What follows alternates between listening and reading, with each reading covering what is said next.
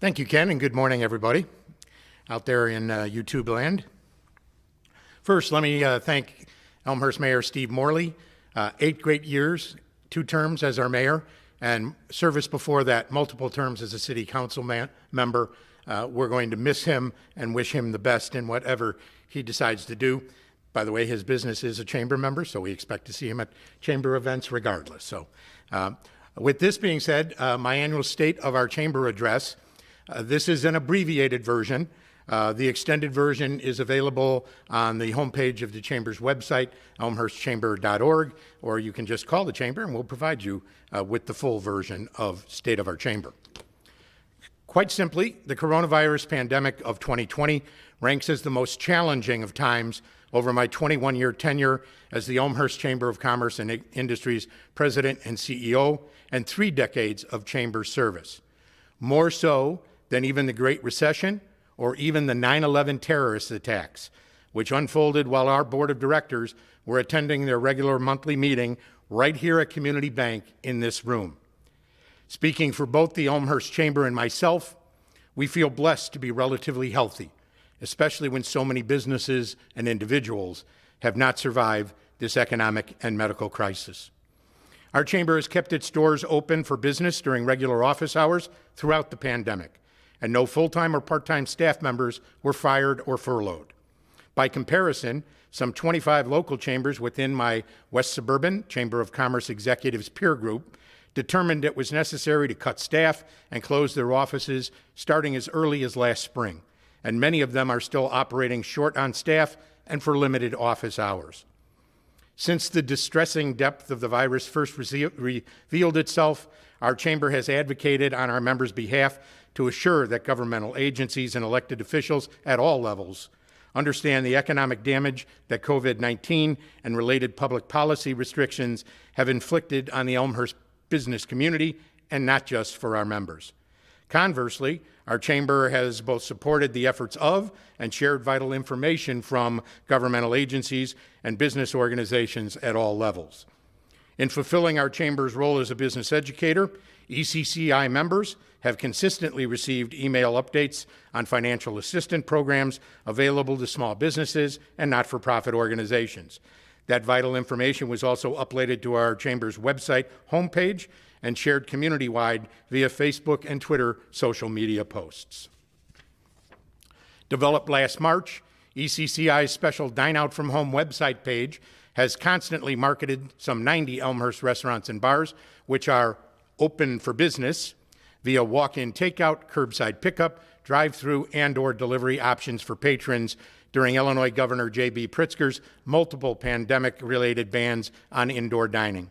Also, our chamber advertised Dine Out from Home statewide as part of last April's Illinois Love Local campaign, organized through the Illinois Association of Chamber of Commerce Executives, as well as in conjunction with the City of Elmhurst, with the city's Elmhurst Loves Local contest that ran throughout December.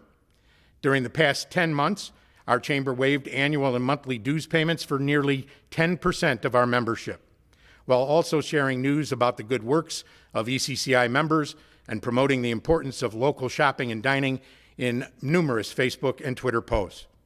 When a midsummer window of opportunity cracked open, our chamber was the only WCCE member to resume in-person monthly networking events, safely conducting outdoor membership breakfasts and business after hours for up to 50 members throughout that third quarter. Against all odds, but compliant in the face of mounting state-mandated restrictions, our chamber served as an organizing partner of the October 30 inaugural Nashville Songwriter Fundraiser, which netted more than $13,000 for the benefit of Elmhurst American Legion THB Post 187. In the midst of the pandemic, our chamber collaborated with the City of Elmhurst Everyone Counts Elmhurst Committee to promote resident participation in the 2020 U.S. Census. As of the October 15 deadline, 84.3% of Elmhurst households self-responded, a higher rate than in 2010. And that's compared to 80.8% for DuPage County and 71.4% statewide. The decennial census provides the federal government with population data used to appropriate some $70 billion annually in state, county, local funding for public education, transportation infrastructure, and healthcare programs, worth an estimated $180 per resident here in Elmhurst. Given that only 27 new members and a half dozen other members reactivated with our chamber in 2020, our year-end membership number fell from 2019's count of 550 down to 477, the lowest total since 2000, the first year I took over. The vast majority of member inactivations came as a direct result of COVID-19's financial impact on their business or not-for-profit operation. As the nation's economy starts to recover, I am optimistic that at least 50% of those 100-plus lost could rejoin our chamber before this year's end. Aside from the loss of some $50,000 in membership dues, our chamber also endured non-dues revenue losses from the pandemic-caused cancellation of multiple fundraising programs and special events. The recently enacted Emergency Coronavirus Relief Fund appropriates $900 billion in federal monies for small businesses and not-for-profits, including the long overdue expansion of Paycheck Protection Program forgivable loan eligibility to chambers of commerce, business and trade associations, and other 501c6 not-for-profits. Our chamber anticipates eligibility for some $40,000 in PPP funding, which I am confident will qualify as forgivable as payroll and operational expenses.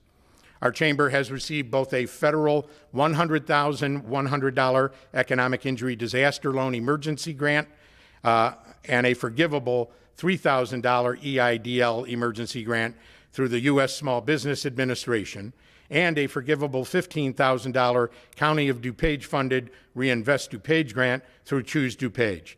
However, ECCI's application with the Illinois Department of Commerce and Economic Opportunity for a Round 2 business interruption grant was declined due to a lack of available funding.